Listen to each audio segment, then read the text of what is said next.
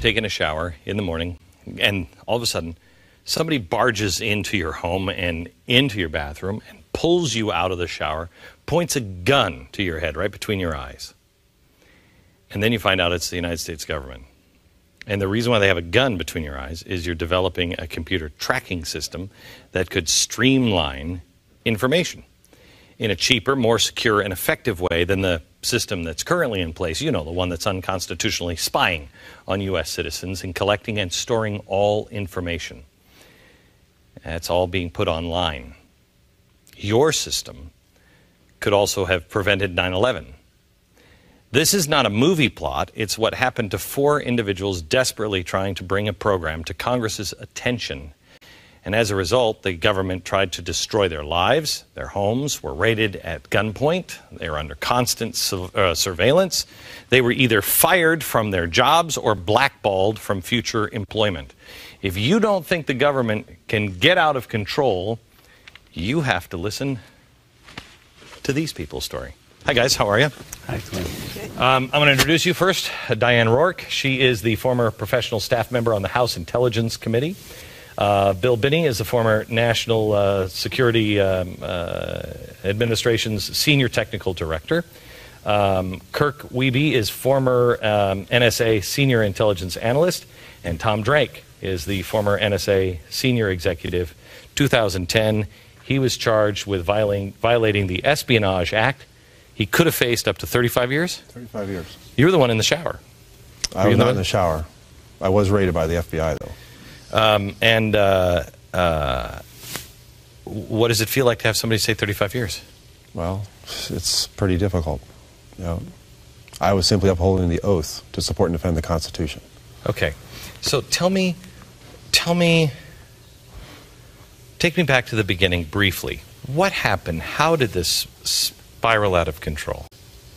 Well, I told the truth to 2 9/11 congressional investigations and a Department of Defense Inspector General audit.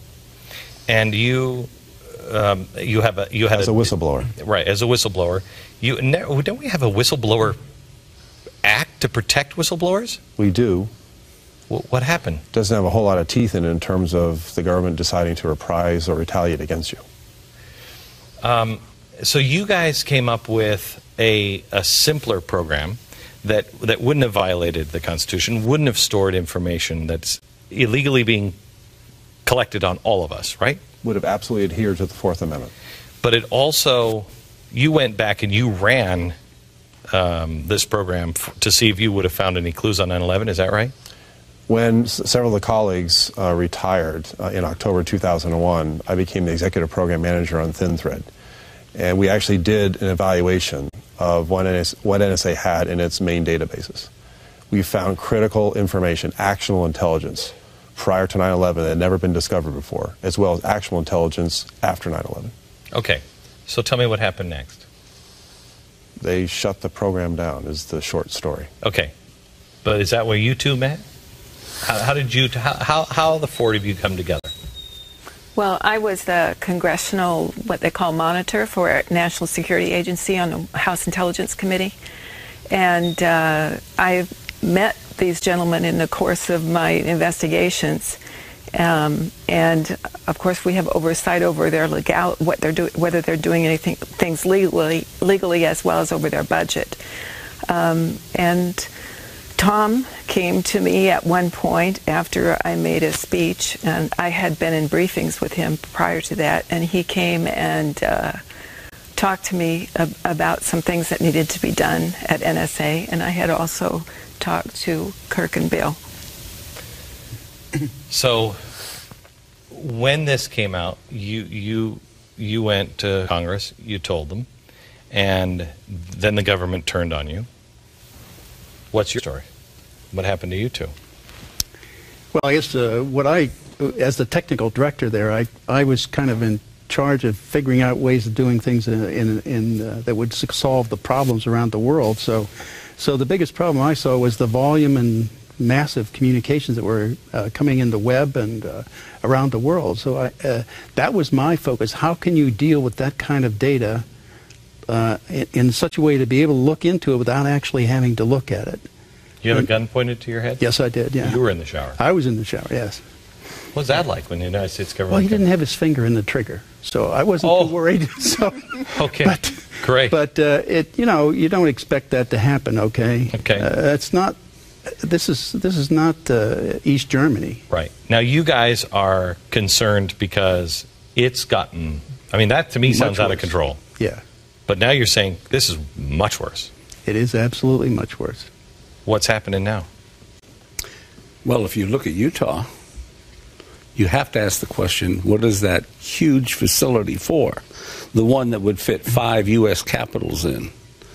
And when we look at it from our backgrounds and expertise, it's to collect an awful lot of information about people.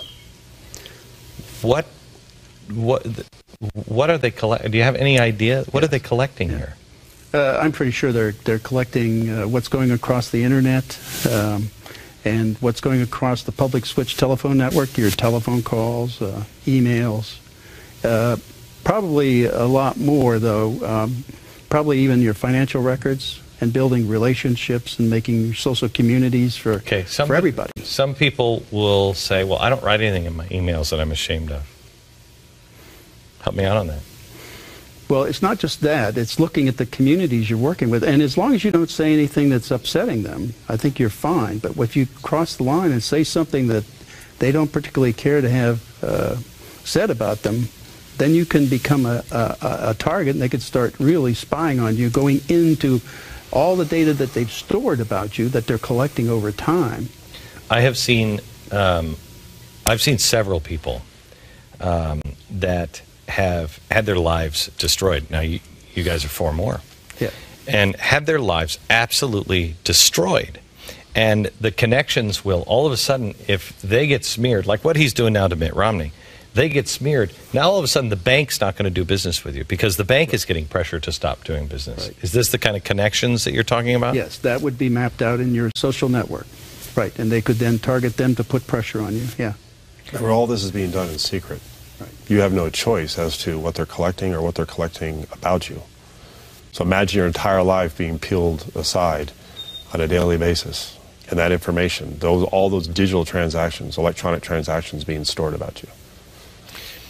What kind of profile could you create? For me, I understand this. Yeah. But most people, again, I really think will say, there you go, conspiracy corner again. It's the United States. Most people, believe it or not, still trust the United States of America. They still trust that it's not going to go nefarious. They're not going to do it. When we come back, I'd like you guys to make the most compelling case, each of you, to the American people of why they should care about this.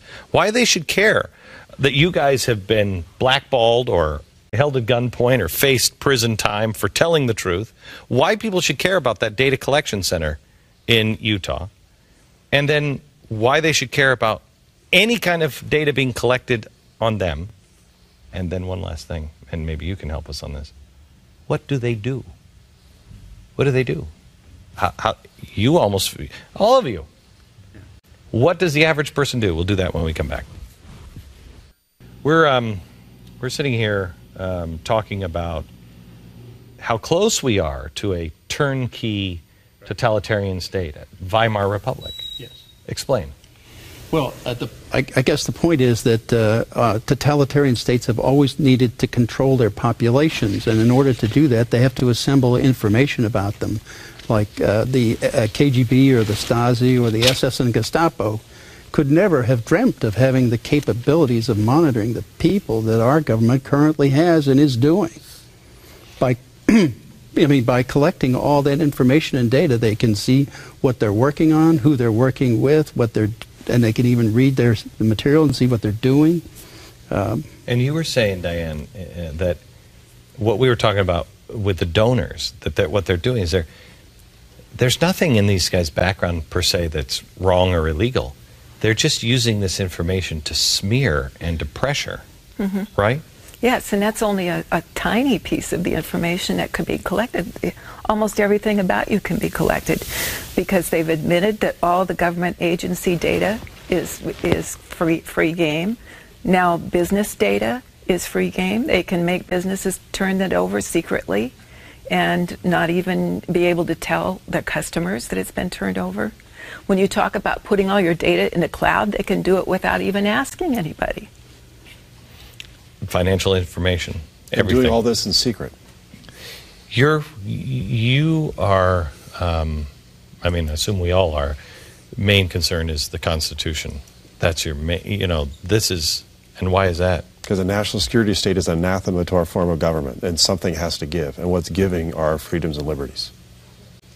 It's that simple. What does that mean? Well, if, you know, what are you going to have left to defend? You're going to give up all, you know, perfect security means you give up all your liberties? I mean, that's kind of the logical conclusion here. What does, if, because Mitt Romney has Michael Hayden. Who wants to talk about Michael Hayden? Michael Hayden's right in this ballpark, is he not? He's a central character in the history of 9/11. He entered into a pact with the White House to bypass the Constitution. He presided over one of the largest intelligence failures in the history of the United States and got promoted.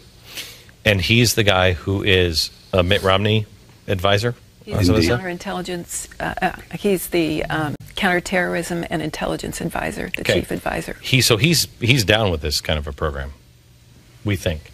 Yes. Well, Tenet, George Bush, and Dick Cheney were the central figures who started this program. Is George Bush and Dick Cheney, are they just as bad as Obama? Is Obama worse? Is this a faster road? Is this just the same? Actually, Obama has significantly expanded the secrecy regime. In fact, I've spoken with some Bush officials, former Bush officials, and they were saying, like, whoa, we never could have gotten away with that during our time in office. Okay. So do you think that Hayden will move Romney back to the Bush era or even further? Do we have any idea? I mean, I know that's still the wrong direction, but I mean, what I'm trying to ask you is what does this country look like in 2 years from now if we don't get off this course? 5 years from now? Actually, since we didn't give them any capability to do automated processing and analysis and discovery in large databases, we didn't give them that. So they're still doing things pretty much by hand. So there's a limited amount they could do, even if they had 1,000 or 2 people doing it. They could still only do so much. But wait a minute, you're telling me that huge warehouse in Utah is still being, it has to be sorted through by hand? Yes, they interrogated directly by hand by specific targets. They would throw a target specifically in there, pull data back, and look at that target. But the more information you have, the more you can ask about individuals. Right. That's the real... Oh, I believe me, without getting into any details, we have had somebody approach us and say, you know, with GBTV, you know what you could do? You could ask people to work with, you know, on getting the vote out, and you can use this new algorithm to go out and map who's a conservative, who's a Christian that lives all around you. I said, how the hell do you do that? How do you do that? All the data that's out there legally, yes, yeah, with like 90%, 99% accuracy can say, this person's most likely a conservative, what kind of conservative they are, and a Christian. That makes it awfully easy to do anything nefarious. It is extraordinarily seductive to have access to that kind of information in secret. It's just too tempting. I would also warn that they are working on means and methods of doing automated analysis of these large databases. The latest was the Big Data Initiative that came out of the White House. They're talking about trying to get programs that will go through massive data and figure out things and tell them what is knowledge inside that massive data. So that then puts everybody in jeopardy at one time once that starts. Who could walk through this? Kirk can do that, yeah. Yes. This is an illustration of what an authority can do if they want to know what somebody does. And in this particular example, Glenn, we have a fictitious Bob that we're tracking through a day of activities. Now, this is legal? No, well, this is not legal. Is this what we're doing? Yes. This is what we're trying to get to.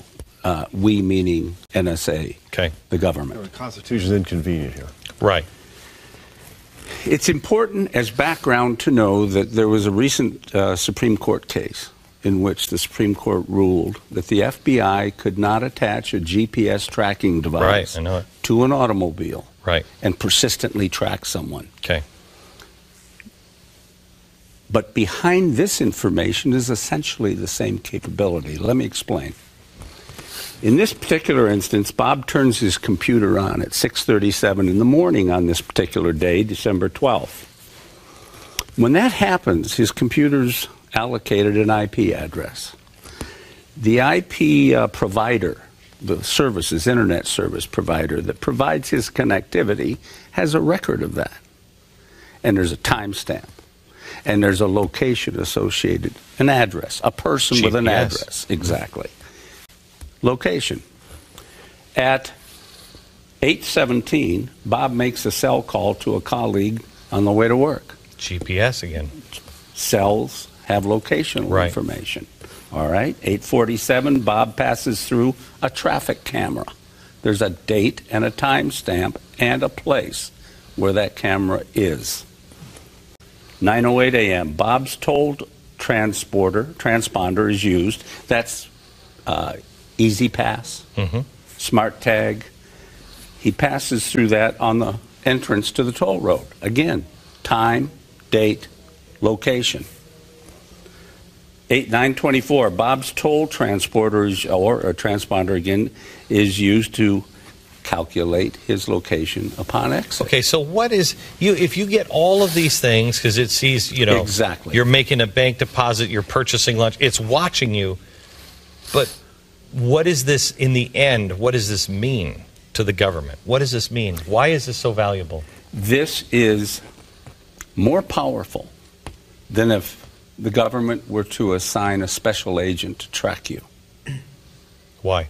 because it has insight into what you do at home, where it's hard for an agent to go, at work, inside your computer, what messages you're sending. What are you thinking about something? Can they track what you're typing? They could track what you're typing? Yes, if you're interactive, right? If you're typing an email and then you send the email, they get the whole email. But otherwise, if you're interactive with the net, yes, they can get every line that goes across the And net. are they grabbing all of that stuff now? My guess is yes, they are. And the reason I say that is because the one compromised San Francisco site that they're using on the web was with AT&T. It was the Naris devices that they were putting in there. That Naris device will take everything off the fiber lines, everything, and record it, including the interactive chat, the email, everything. Republicans are just as bad. The House just passed this horrible surveillance bill. What is it that we can do? What is it that? Give me one piece of action that people can do or should do right now. They should start screaming at everybody in Congress and the White House. About to say what? To say stop this invasion of our privacy and start to respect the Fourth Amendment of the Constitution. And the first thing they could do is they could put the protections back on that they took off. There were privacy protections that were deliberately taken off. But that's what they're saying that this cybersecurity bill is to protect you, and nobody knows this well enough. It's really an intrusive surveillance protection act. That's what it is against citizens. There's no need to take the 99% of people, there's no reason to suspicion them and collect all this information. You can actually have both. You don't need to collect on everybody just to ensure that you've got all the data and you might need it at some point later. But that's part of it. You have an institution who has a hoarding complex. They just want the data. Right. They'll figure out what they're going to do with it later. The risk is in secret. If they decide to come after you or target you for whatever reason, politically or otherwise, they can do so. Kurt? Glenn, it's possible technically, eminently possible, to protect the identities of Americans and still find bad guys. You give up nothing. So the question is, why aren't those protections built into the legislation that Congress has been passing? All right. Could I ask you guys a favor? Could you could you, all four of you or one of you, could I ask you to write an essay or a couple of essays for The Blaze and to take us through this, exactly what the steps, what we should ask for. I have no idea where to even begin. And what to ask for, and what to do, and what to watch for in legislation. Would you be willing to do that? Absolutely. Absolutely. Okay. I thank you for your courage, for standing up. I thank you for the loss of what you could have done, had you played ball, and the courage to stand and continue to stand. Thank you. Thank you for having me. Thank you very much. I have to tell you, America, these four people that you just met are American heroes. And people are risking their life and their lives, their fortunes, and their sacred honor to tell you the truth. We have to act upon it in a decent American way. Stand for the truth. Tomorrow's May 1st. Keep your eye on what's happening. Occupy Wall Street's May Day protest, anniversary of the Rodney King beating. This is the week that bin Laden was killed. For every action, there's an equal and opposite reaction. Tomorrow, May 1st, the plans. From Dallas, good night, America.